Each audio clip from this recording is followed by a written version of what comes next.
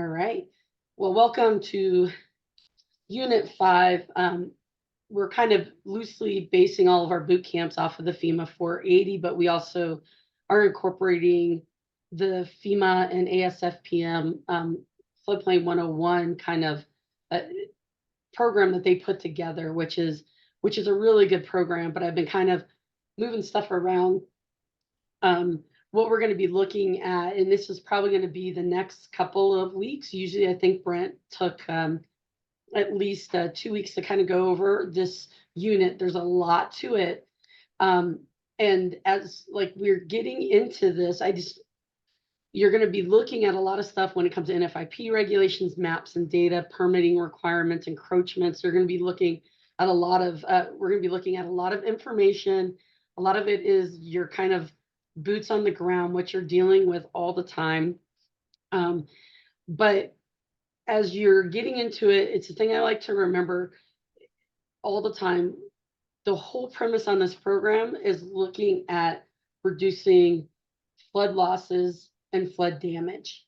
And it's pretty amazing the stuff that they put together way back when they were creating the National Flood Insurance Program, or this unified floodplain program as it was presented. You can see areas where I'll try to point out where Montana might be a little bit different, but you can see where that unified program really looked at things the same way that we in Montana, our higher standards were based off of what was proposed as the minimum standards for the program way back in the 60s. And you can see where things were changed based on special interests. And so but it still resonates. Everything that you're going to hear, and the reason I'm just bringing this up is because there's going to be a lot of stuff. Your head is probably going to be spinning a little bit. But the reason that they're looking at is, again, I mean, their whole focus was trying to figure out how, if somebody's going to be building in or around this area, how can they build safely? How can they build that they're not going to impact other people? And how can they build that they're going to reduce flood damage and flood losses? So with that, we'll start getting into this here. So you've seen this over and over in a lot of our presentations, but in order to participate as a local community in the National Flood Insurance Program, the communities have to adopt and enforce regulations that meet or exceed the federal regulations. So really looking into what are these federal regulations, that's a lot of what this unit is diving into. And that's that Code of Federal Regulations, not just sections 59 and 60, but they're also other sections under Title 44 that pop up that's relevant to floodplain management. Now, as we get into this is where it gets a little crazy, because applicable regulations are based off the level of detailed mapping provided for your community. So everybody else that's not from Montana, put your earmuffs on because you're gonna get totally confused on this. As we start going over these different levels of regulations, understand that in Montana, because the way our regulations are set up, we start off with just what we call a regulation D level regulation. And we'll get into why that is. But as we start going over these levels that we have, or that FEMA has based on the regulations, you can see not only are they cumulative, but they're really strictly based off that detailed mapping within a community. And again, that's why it's so important that your map and your regulations are linked together. It's critical. And we'll get into a little bit of the mapping, the best available information, how if you have new studies and information, you really want to link that into your regulations as well. So just the general provisions under the Code of Federal Regulations when it comes to floodplain management. When you look in Part 59, there's a lot of definitions listed in there. A lot of times people will just go right to Part 60, but in Part 69, there's the definitions. They talk about the program in general. They talk about the emergency program. They have references. It also talks about eligibility requirements. And so it does talk about the probation and suspension of communities. All of that step part 59 of the Code of Federal Regulations under Title 44. Then you get into part 60, and this is where a lot of the regulations are kind of set. So when we're dealing like, how do you, what's required if somebody's going to build a residential structure in these areas, all of that stuff is going to be in that part 60. And so I know you guys hear it. I just want you guys to kind of get familiar with it, because we're going to get really familiar with it here in the next 2 weeks here. But where does that legal authority and floodplain management regulations come from? A lot of these slides that you'll see today, I'm going to tell you, these are a lot of slides are coming from that FEMA Floodplain 101, because it just had better information than what we even had, or was presented in a better way. So if you're looking at the NFIP 101, a lot of these slides will look really familiar to you. But really, it comes down to that authority rests at that local community. Now, a lot of state statutes, give the communities that ability to be able to regulate or participate or adopt these regulations at the local level. But really, that's why it comes down to that reasoning on why the bulk of this program falls to that local community. And a lot of the stuff that you're seeing, especially on this slide, is what we would see if you have the model regs within your community. If your community regulations were based on the state model regulations, all of that is in that first section. These are these legal authorities. The big one, though, is that just like any other land use management, it was designed to address public health, safety, and welfare. This is huge. If you're dealing with enforcement, if you're dealing with issuing permits, you need to understand that the basic premise of this program is based on public health, safety, and welfare. And your decisions, you need to be consistent and make sure that your decisions are based on that. The reason I say that goes down to that last bulletin on here. When we talk about floodplain management, a lot of times in your community, you probably hear people saying, wait a minute, you guys just mapped my property into the floodplain. This is considered a taking. I can't do what I want to do on my property. But this is true. When administered properly, they have looked at all the court cases. They keep track of all the court cases. Floodplain management has not been found yet to be considered a taking. So when people are like, it lowers my the value of my property, yada yada yada, they go through this list.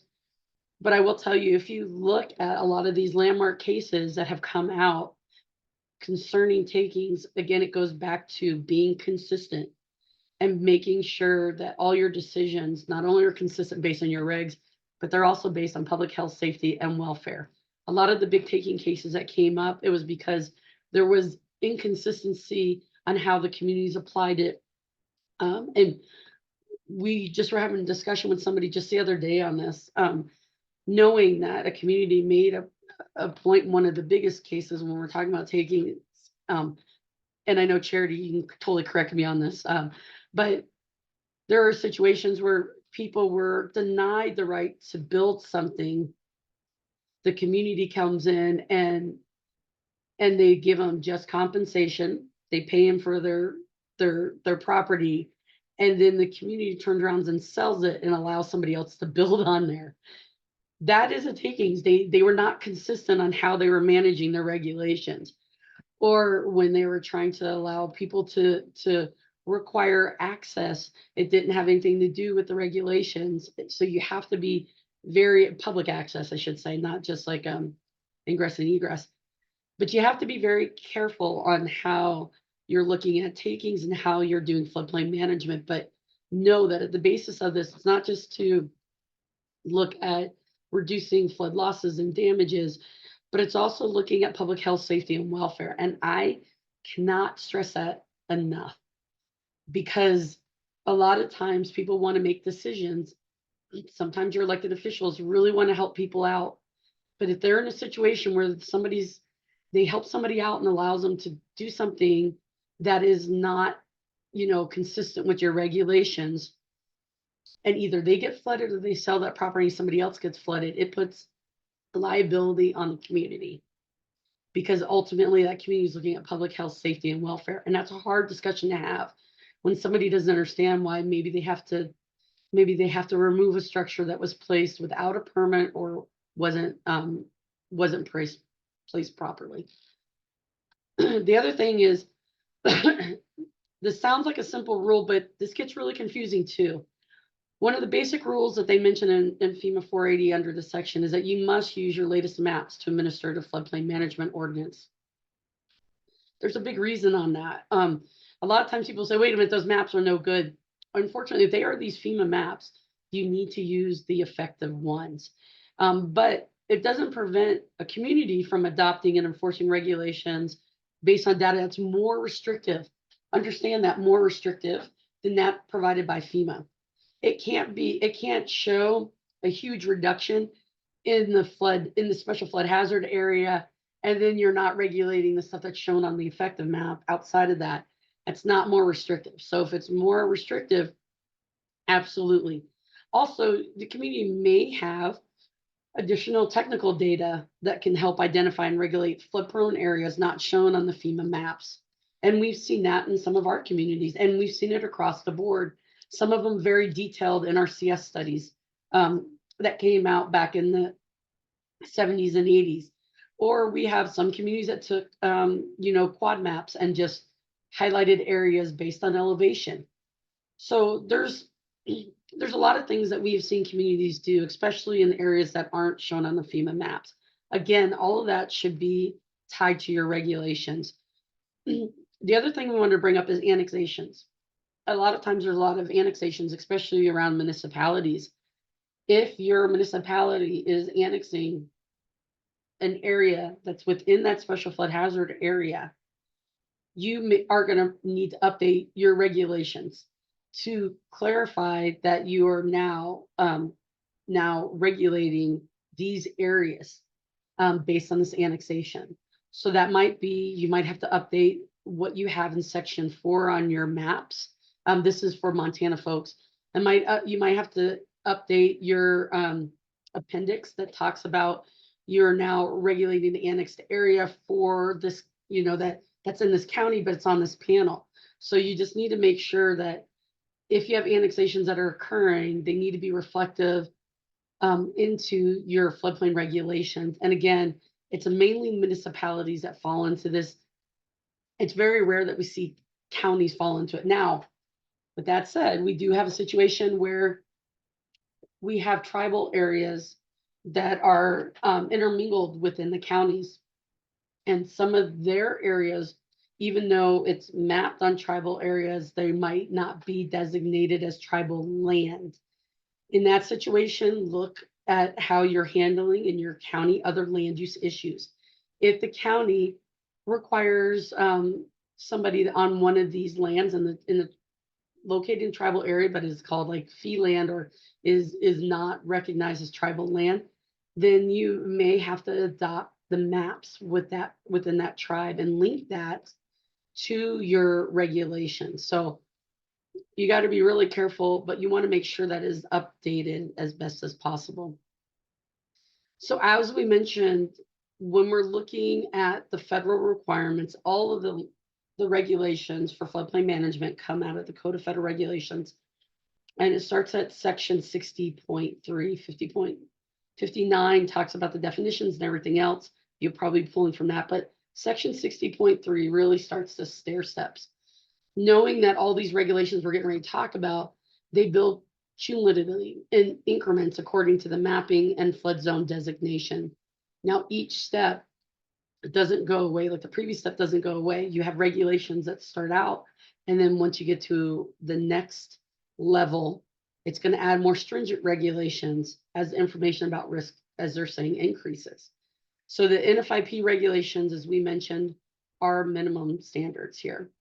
So this is what that staircase looks like, and we'll be talking about this. So I might go through this really quick, but for each one of them, we'll be talking about it. But it starts out at 60.3A. So just kind of remember, it goes A, B, C, D, E. So when I was talking in the beginning about the D level regulations, the way that Montana regulations and the higher standards are, all of our communities will have what they call a D level regulation, because we have floodway provisions that, just like the staircase element, we have floodway provisions in our regulations that all permits would have to look at. There's elements in that floodway provisions, and then it builds into the flood fringe or proximate A area. I know, very, very heavy. But if you look at 60.3A, those are regulations set for areas that do not have any maps.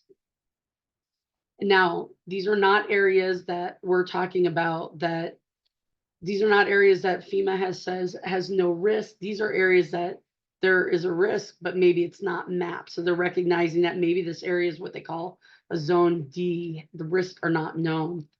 60.3, we're looking at all of those areas that have approximate A, which for Utah and Montana, that's quite a few. Our Western states, we've got quite a few zone A or areas. Then when we're looking at that 60.3C, now we're looking at areas that they have maps, they have base flood elevations, but they don't have like what we call detailed studies. So we're talking like limited detailed maps. And then of course, D is we're looking at the detailed studied maps. We're looking at ones that have floodway and flood fringe identified. E gets into those coastal high hazard areas. So those are the V zones. So ironically, we keep mentioning like Utah, they do have some V zones. So Utah, some of their communities are going to have a level E map. And in Montana, if Flathead Lake ever gets mapped as coastal, we might have a couple communities that have that as well. So let's talk about these unmapped communities. This is a really, really hard one. On these unmapped communities, this is one of the reasons that we see a variety of studies or options that communities use to identify flood-prone areas, because in unmapped communities, it applies to all those communities that FEMA has no maps prepared. And because of that, there's a lot of craziness that goes on. There's a lot of burden that falls onto that local community. One of them is that they're supposed to regulate anything that happens in those floodplain areas. That's a big one. But 60.3A is really important to all of us because this is where you see the information pertaining to everyone has to actually obtain a permit if they're doing work in this case in the flood prone areas, or as we go into the other areas if they're in a special flood hazard area. But this is where that requirement is for permitting. Also, new construction and substantial improvement can be found in here. Subdivision proposals and other new development is found in 60.3A.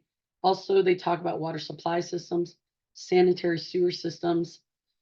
So this is where you're seeing a lot of this information that just is the basis for a lot of our regulations. So under 60.3A, the requirements 1 and 2 talk about what is development, and also that you're looking at trying to make sure that whatever development that they're doing, that they're building them outside of these locations of flood-prone areas.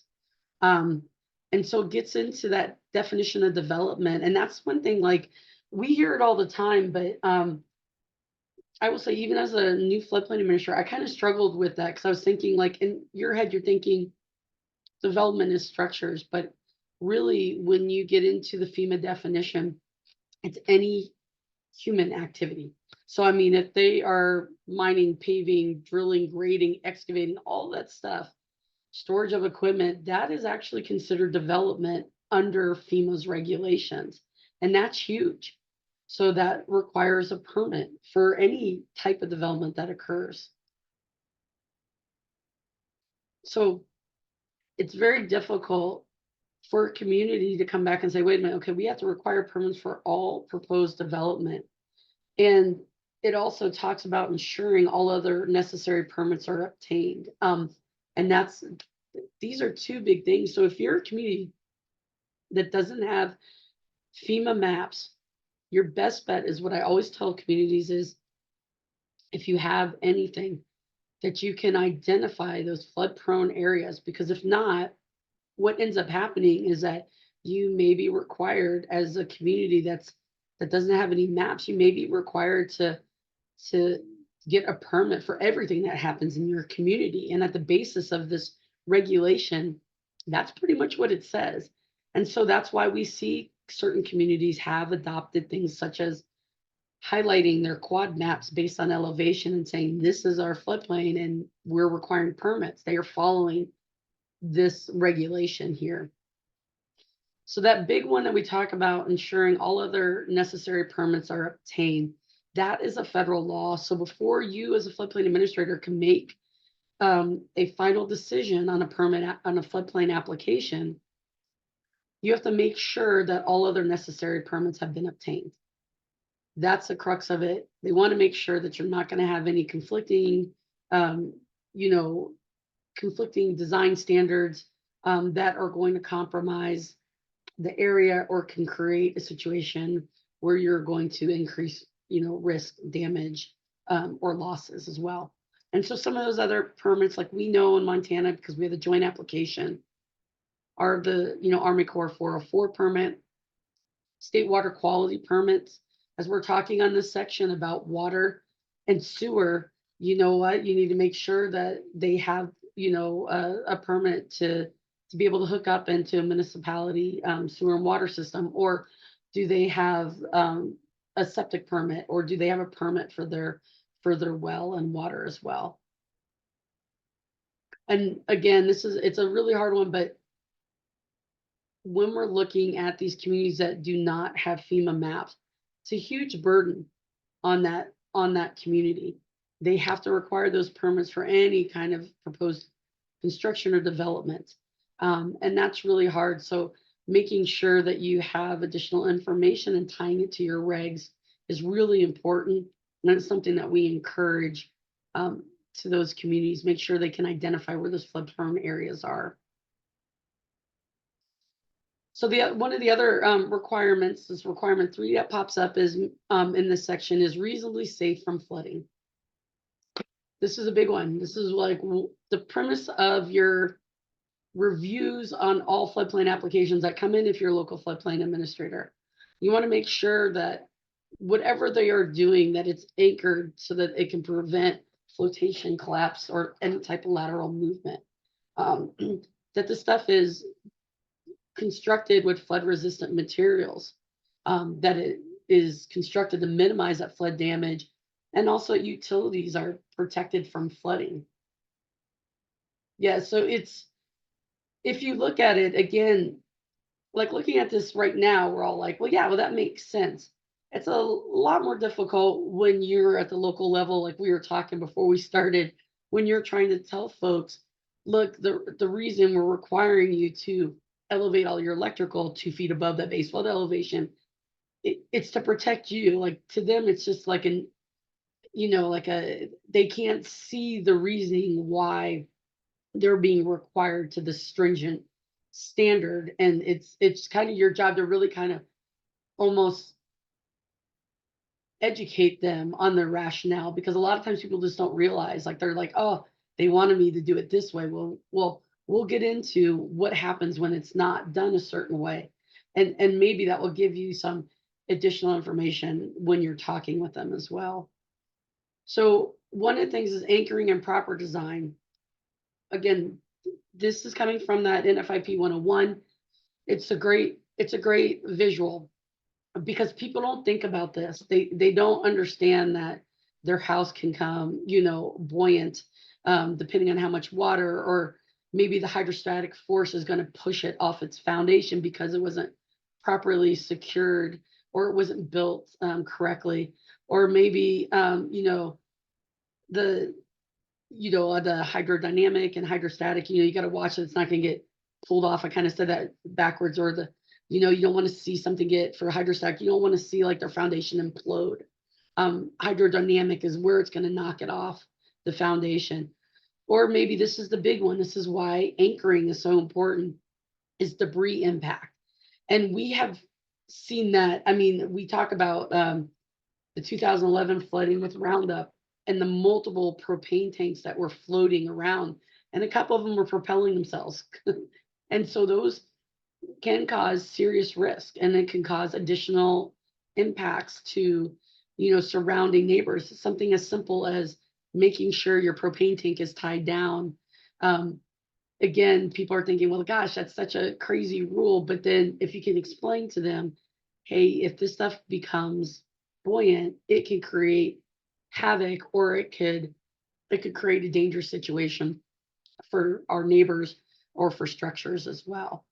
So it's really important to kind of be able to understand why these regulations are kind of constructed the way they are, because it really is trying to take these situations into consideration. Again, going back to that, the basis of this program, looking at trying to reduce flood losses and damages. Oh, our favorite, propane tanks. That's another one. Again, when you have these unsecured propane tanks, now they become a hazard. You want to make sure that these are properly anchored. And something as simple as making sure that it's elevated and anchored can create a huge issue within the communities. I mean, we're looking at this and we're like, yeah, this makes sense. But when we're talking to a property owner who's like, you guys are just trying to make more money to support the coastal communities, it's not, that's not the case.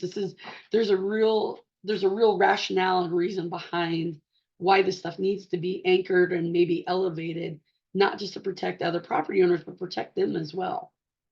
When it comes to um, flood damage resistant materials, FEMA does have a great technical bulletin on this. But when somebody is building, the reason for that is, again, if you're in an area that could get inundated, you want to make sure that these structures are built in a way that it's going to be able to sustain being, getting inundated by flood waters, that it's not going to compromise the building. So there's a lot of information out there. Like I said, that technical bulletin is really good, but understand it's not trying to make a particular material, a company that sells a particular material rich. There is a rationale between making sure that they're flood damage and resistant materials that are being used. That's the same with protecting utility systems from flood damage. There's a technical bulletin on that one too.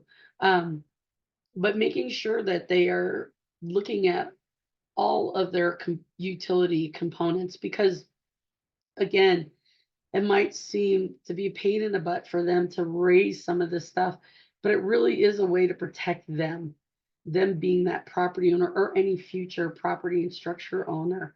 You need to take a look at, it's really expensive. I don't know how many people here have been through a flood event where your entire well was compromised, your electrical system you had to replace, maybe your HVAC or anything. It's extremely expensive for folks. And so understanding, kind of like when we talk about the proper placement of riprap, how expensive is riprap? If you don't have an engineer that does it, it's going to cost you. And it's the same thing when we're talking about utilities. There's those regulations that are very direct about electrical and plumbing and even fuel system and tanks, because it's expensive to replace those. And we also want to make sure that they can recover quickly after an event impacts them. So again, looking at that reasonably safe elements when they're talking about utilities, they're talking about anchoring those air conditioners, elevating the water heaters, maybe waterproofing exterior walls, anchoring those fuel tanks. I can't say it enough. Raising those electrical components, looking at the sewer backflow valves, that's huge.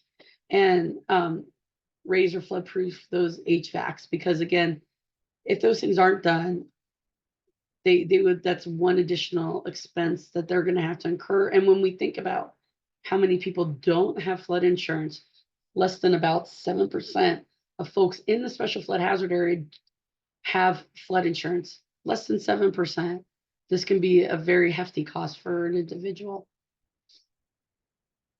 Also, just when they talk about the reasonably safe from flooding, things that you can convey to property owners is that really this goes back to private property rights too.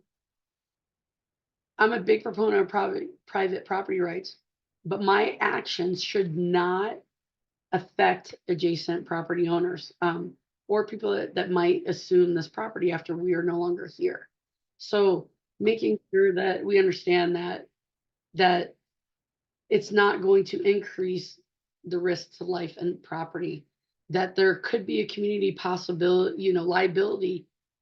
There's a lot of times you as a floodplain administrator and your elected officials are put in a situation where somebody's like, it's my property, I should be able to do what I want to do. But that lifespan of that structure could be over 140, 170 years. That's not going to be the only owner. That's not going to be the only owner of that property or that structure. If something happens, they can come back on the community. So you want to make sure that ultimately not only you're trying to administer this program to reduce flood losses and damage, but you also want to make sure that you are reducing the liability on your community. By doing that, it's being consistent, making sure that your regulations are up to date, that you are administering to your regulations. Also looking at the cost versus the risk, that's huge. But it does apply to all NFIP communities, not just the select few.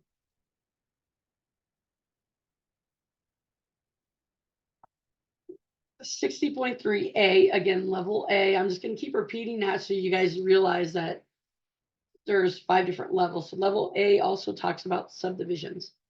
It talks about reviewing subdivision, other new development, including manufactured home parks, to make sure that what they're doing is going to minimize flood loss and flood damage. The other big one is providing that adequate drainage. How many of you guys, really quick, how many of you guys, if you can just put it in the chat, realize that there's a portion, especially in Montana, it should be in Utah too, there's a portion in your floodplain regulations that addresses subdivision, which is, as a land use planner, it's kind of weird. But how many of you guys recognize that there is a section, just a yes or no, in your regulations that say floodplain regulations that's really particular to subdivision? Right? Good. I will tell you, as a local floodplain administrator, I didn't realize that. And then when I did, I'm like, why is this in floodplain management? And they do that for a reason. They want to make sure that, we actually have communities, believe it or not, smaller municipalities that do not have subdivision regulations. That's kind of mind blowing, but they want to make sure, just like they always say, you know what, you can't issue a building permit and say it covers your floodplain permit, or a lakeshore permit and say it covers floodplain. It needs to be its own standalone permit. And it's the same thing with subdivision. They want to make sure with subdivision new developments that it is in that floodplain regulations, because they want to make sure that the community, if they're participating in NFIP, they're doing it. And a big one on that is providing that adequate drainage. So that's kind of huge, to kind of make sure that you understand that that's where it's coming from. It is in federal code. It's the reason why it's in your floodplain regulations. I always tell folks that basic floodplain information, when it comes to subdivision, that's in your regulations, should also be mirrored in your subdivision regulations to make sure it's consistent across the board. When it comes to water system, again, one of those additional permits that you should be asking for is going to be a direct correlation to this water systems. But there's also stuff that you'll have in your, when somebody's looking at doing some type of development, whether it's substantial improvement or if they're doing a new structure. You want to make sure that any systems that they're designed to minimize that, or eliminate infiltration of flood waters, that there's some shutoff valves.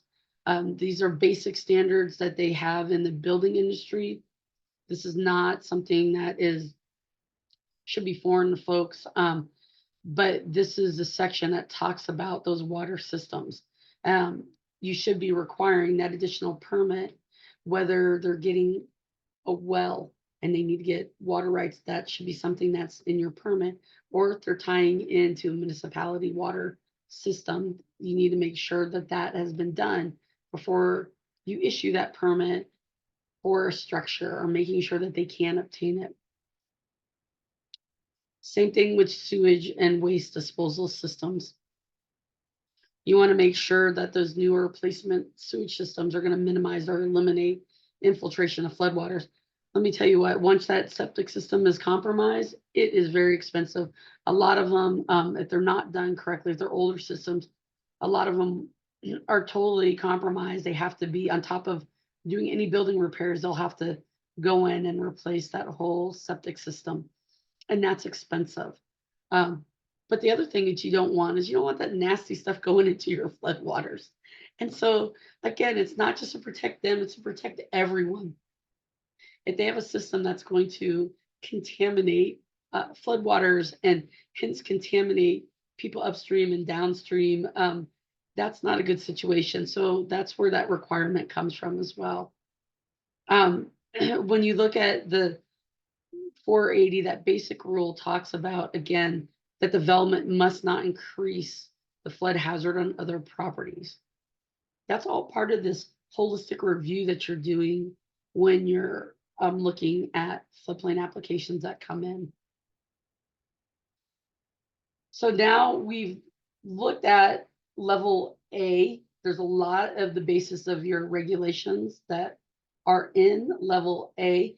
All of those regulations then go on to apply to level B. So when you're looking at 60.3B, that includes, it's just adding additional information based on that risk. Everything that happened in A still carries over to all these communities that are identified as Zone A, with no BFEs determined.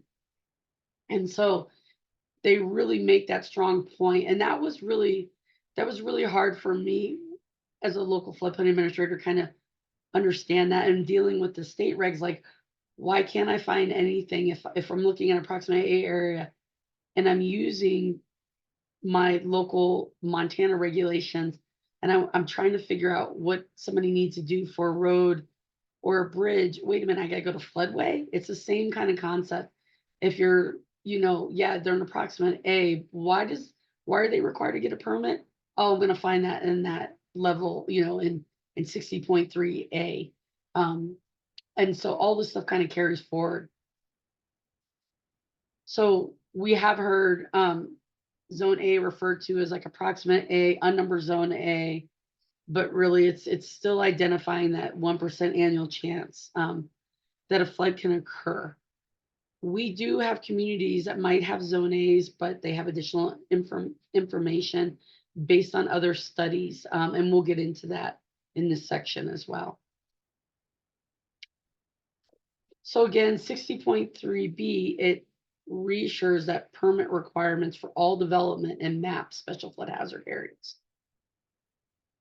Now, we kind of talked about this and additional information that might come out. So somebody coming up to you as a local floodplain administrator and saying, look, I know my areas in this map floodplain, but I have information that shows that I'm above the base flood elevation, so I don't need a permit. It doesn't work that way. They still have to get a permit, but they may be able to use that information to show that maybe where they're building on naturally is above that base flood elevation, but they're still going to be required to get a permit. And in Montana, they're still going to be required to do that 2 feet of freeboard requirement. And again, as we mentioned, they're just really stressing that what was presented in 60.3A through 6 standards still carry over into 60.3B. Now, there is this old manual. If you can see, this is actually even on Floodplain 101. That's why I actually pulled it. We still have this documentation. It's managing floodplains in approximate Zone A areas. And it's a document that talks about obtaining and developing base flood elevations. Now, at a minimum, there's all sorts, at the minimum, federal regulations, there are all sorts of ways you can develop,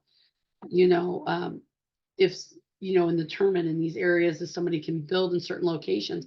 In the state of Montana, it does require for any floodplain permit that somebody application that they're doing, that they have to obtain those base flood elevations for that particular project.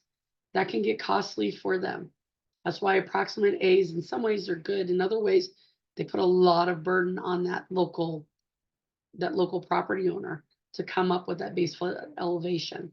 But this document can provide guidance for surveyors and engineers, anybody that property owner is working with to determine that base flood elevation for their particular property. When they look at new subdivision proposals, you've kind of heard reference to is that 50 lots or 5 acres. So for any new subdivision proposal or any new development, and they include that manufactured home parts with, greater than 50 lots or 5 acres must include the base flood elevation data. That's the FEMA minimum standard for the state of Montana. That's going to be required in general. But for NFIP standards, that's that rule, that 50 lots or 5 acres, they have to include that base flood elevation data. So just kind of keep that in mind. That's where that rule comes from. But the state of Montana is going to require it in any situation for development. So this is just kind of one of those views, like looking at these different types of subdivision proposals. One on the left is showing the 5 acres, more than 5 acres, and the one on the right is showing more than 50 lots. And it asks that question, like, should base flood elevation be submitted in either of these two subdivision proposals? And according to those minimum standards, yes. BFEs data would be required for both. Now, another thing that's a little different in the state of Montana, when you look at your subdivision regulations, the state of Montana has higher standards. So it talks about not being able to create lots entirely within the special flood hazard area. So even though what they're showing you is this example based on the minimum federal standard for floodplain management, in the state of Montana, there are a number of lots here that they're showing that would not be allowed under subdivision requirements for the state of Montana. Now, the other thing that is brought up under B is, again, obtain, review, and use any base flood elevation and floodway data available from a federal, state, or other source.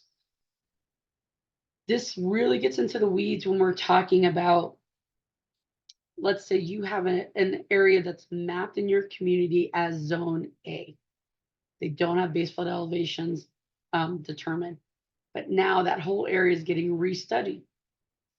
And in that restudy, maybe they're not doing a detailed study, but they're going to do a limited detailed study. So base flood elevations are going to be made available.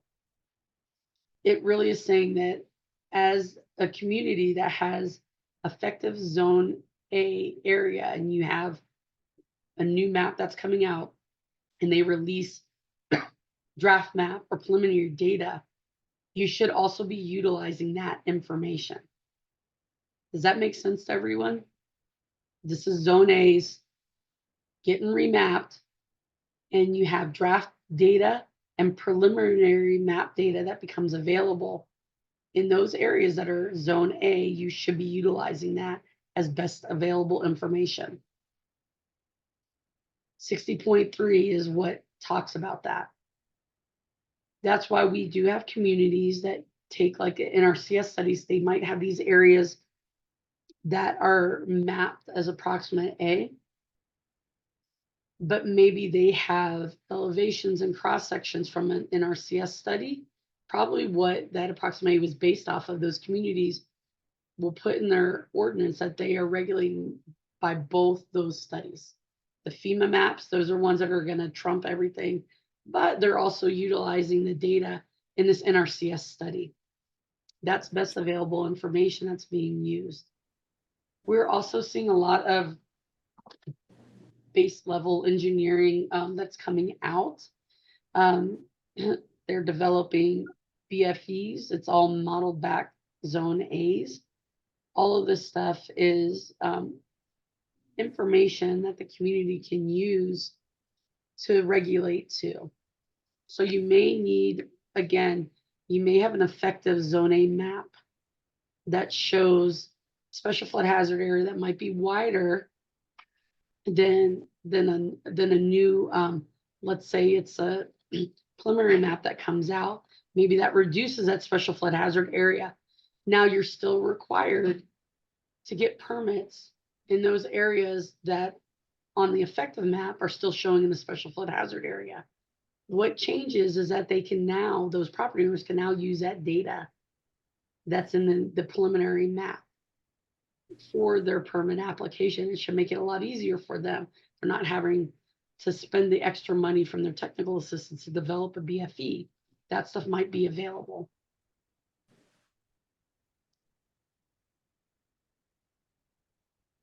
There's other ways to develop base flood elevation data.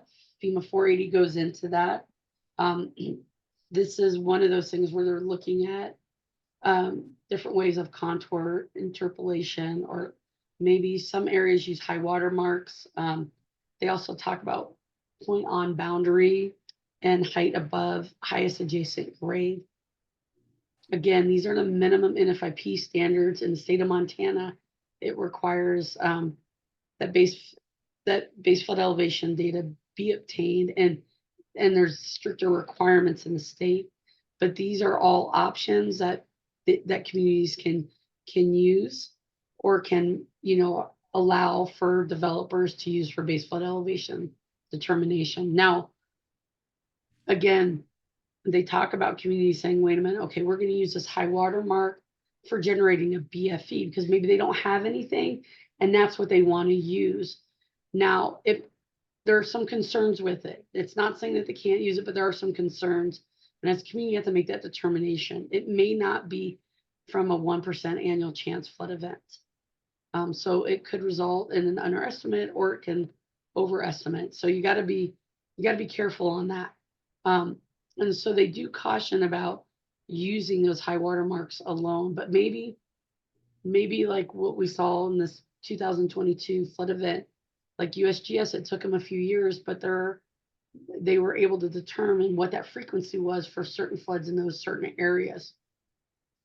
Based on that, and in conjunction with maybe some high water marks that the community had recognized, they might be able, if you're in a zone A, to say, this is how we're basing or verifying that base flood elevation for structure for that particular area, because that's the only information they have available.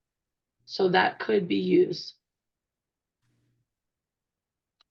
So point on boundary, same thing, looking at maybe some of those quad maps. It's similar to that contour interpolation, but it'll use that surveyor collected elevations of zone A boundary, and maybe instead of that contour elevation, it's, again, you're looking at, is it going to be reasonably safe from flooding? So these are things that can be presented if there's not a lot of information available for that particular area. But there are certain concerns on each one of them, but it might be the best information out there. And so that's why they're using it. And again, looking at that reasonably safe from flooding as well. Traci, can you go back to that slide just for a second? Yeah. Okay, this I was looking at this on one of the sample tests they had the other exact same kind of a question, and they're asking you what elevation should you use at this point with that cross section there at 597 feet and then 600 feet, and there was a way to determine which highest elevation you should use, and I can't remember what it was. Can you help me out with that? So I think, let me see here, if I thought Brent jumped on, doesn't look like he is. Okay. I know I didn't see him jump on, Trace. I know he jumped on, but then I think he popped off. I think he wanted to make sure we were okay. So on this, it would, looking at maybe where they had, if they're saying that, like I'm thinking on this one where they're looking at that 600 feet. If you can see that contour interlay, that, so where this brown area is, that's showing that area or that's that area that they're showing in the approximate A. And based on those contour lines, you can see that 597, that looking at that one, it's like a darker line, Gary, if you're seeing it, it's kind of going into that special flood hazard area. Or it's going to show up on that approximate A mapping. So for that particular location, if you're looking at that line, it's saying 597, that might be okay for that particular location. But if you go, downstream, that might not be okay. Does that make sense? Right, yeah. So I think, Gary, aren't you referring to, there was something mathematical about it, like you take the measurement from the upper bank, the 600 Right, feet, correct. and then you subtract, and you'd get 3 feet, and then I think you added 2 feet to the lowest one, and it'd be like 599 or something would be your BFE. Yeah, that's exactly what it was, but I couldn't Okay. remember exactly how that worked. I know what you're talking about, Tracy. It was a way of extrapolating it using that method and the contours. And I would have to go back, Gary, and look in that FEMA not FEMA 480, in the NFIP 101. I'd have to go back and look at it really quick, but we could probably pull it really quick for the next yeah, and we can have Brent talk on that one next week too. Does that work, I think it's Gary? an important one for the test. Yeah. And to really understand that. Yeah, I think I remember something very similar to that on the tests. Yeah, and we'll make a point to, we just made that note, and I'll talk with Brent to see if he can address that in the beginning of the next class for you, and making sure we know what slide this is so that he can go back and give a little bit further explanation on that to help you out. Does that work? Thank you. I appreciate that. Yeah. Because obviously I did a really poor job on explaining, because I take it from a different perspective, but no, it's been a long time since I've done that, and I didn't brush up on it before doing this morning. So no, In fairness to Tracy, Brent had this conflict and Tracy was notified at 4:00 last night. So I'm impressed she's got as many new slides in here as she does. I actually am impressed. So I'm giving her a complete hall pass on the mathematical calculations today. Well, I appreciate that. Thanks, Shelley.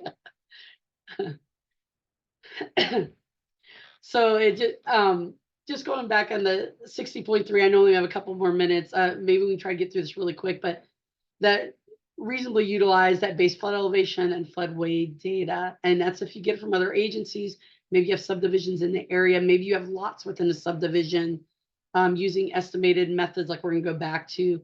But then when you're looking at that floodplain development, making sure that they have their lowest floors elevated, that just like you would for any permit application that comes in. And also making sure that you're looking at adopting and incorporating, those flood hazard maps into your regulations and tying it into your regulations as well. Again, there's a lot of information about reasonably utilize the BFE and floodway data. And again, we're in 60.3B, so we're talking approximate A. So there's different things that you can use when they talk about that floodway information. Sometimes there's different data sources when it comes to, road and highway projects that had occurred, or maybe that preliminary draft data.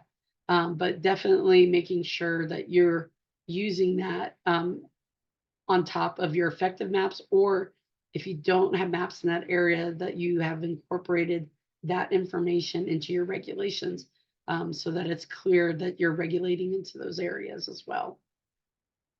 So the other issue that comes up on 60.3 is that lowest floor.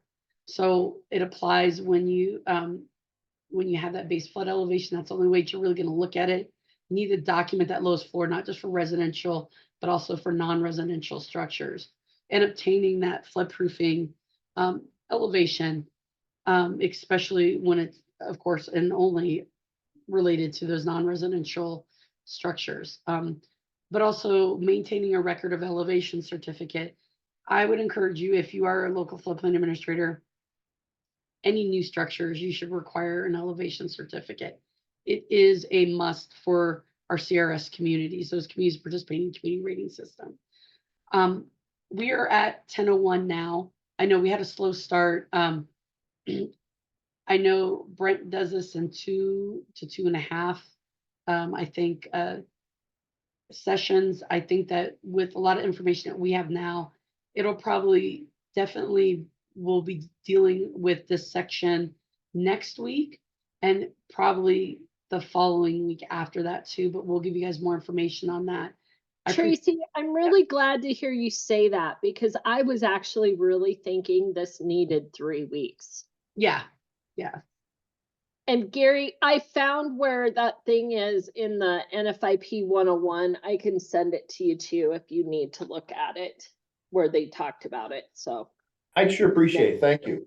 and Brent can go over it or next week. So I'll let you wrap up, Trace. No, I really appreciate that, Shiley. Thank you. I think it's really, I'm always really impressed. Shiley is really good about like, hey, let's get this information out to you guys right away and making sure that we don't forget to address that particular question. I really like how we do have that back and forth, so that hopefully you guys get the answers that you need, not just to administer, but if you're getting ready to take the test as well. But we will go ahead and stop here.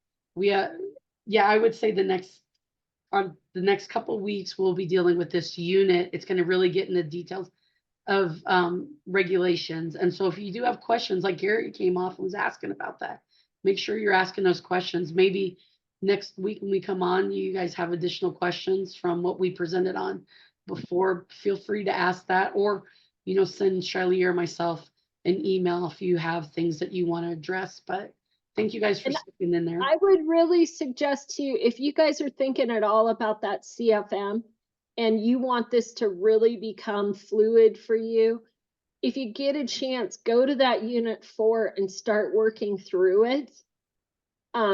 It's a 4-hour section, but if you can even do little bits and pieces, it will really help. It helped me so much understand what I was doing. That's All right. Have a great St. Patty's. Absolutely.